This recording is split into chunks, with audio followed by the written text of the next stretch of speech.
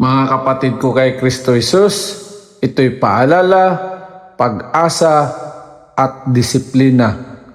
Kasaysayan noon, pamumuhay ngayon, ang karugtong kahapon. Namatay si Sara at bumili si Abraham ng paglilibingan. Ika-23 kabanata.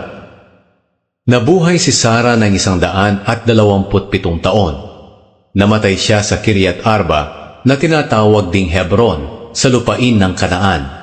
Labis ang paghihinagpis ni Abraham sa pagkamatay ni Sara. Ngayon, iniwan muna ni Abraham ang bangkay ng asawa niya at nakipagkita siya sa mga Heteo at sinabi sa kanila, "Nakatira ako rito sa lugar ninyo bilang isang dayuhan, kaya kung maaari ay pagbilhan din ninyo ako ng lupa na maaari kong paglibingan ng asawa ko." Sumagot ang mga Heteo, "Ginoo, makinig ka muna sa amin. Kilala ka namin na isang tanyag na tao, kaya maaari mong ilibing ang asawa mo kahit saan na pinakamabuting libingan dito sa amin. Walang sino man sa amin ang magkakait sa iyo ng kanyang libingan para mailibing mo ang asawa mo." Yumukod agad si Abraham sa harapan ng mga Heteo. Pagkatapos sinabi niya, "Kung payag kayo, narito ko ilibing ang asawa ko. Tulungan niyo ako na kausapin si Ephron na anak ni Zohar, na ibenta niya sa akin ang kuweba niya na nasa tabi ng bukiring niya sa Makpela. Sabihin ninyo sa kanya na babayaran ko siya sa tamang halaga rito mismo sa harapan ninyo, para maging akin ito at gawing libingan." Naroon pala si Ephron na nakaupo kasama ng mga kababayan niyang Heteo. Kaya sumagot siya kay Abraham na naririnig ng lahat ng Heteo na nagtitipon doon sa pintuan ng lungsod. Sinabi niya, "Sa harap ng mga kababayan ko ay binibigay ko sa iyo ang buong bukirin, pati na ang kuweba.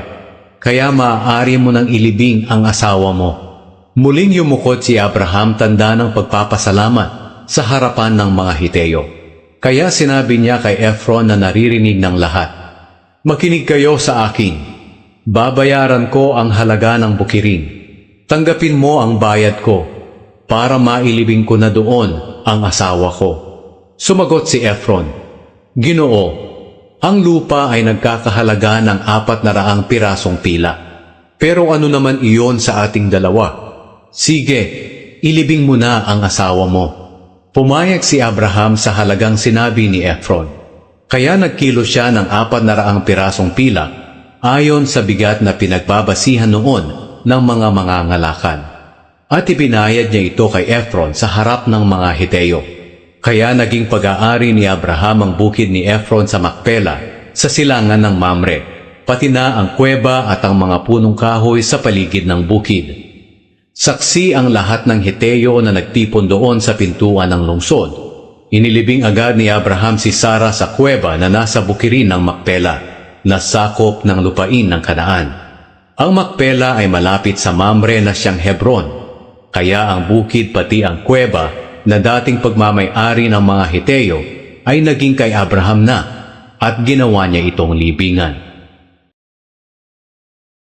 Salamat sa Diyos sa magandang balita sa araw na ito. Iniikayat ko kayong lahat manood at makinig sa kasaysayan at sa katotohanan sa nakasulat sa banal na aklat. Araw-araw akong magbibigay ng sinasalaysay at pagbubulay-bulay kaugnay sa ating buhay.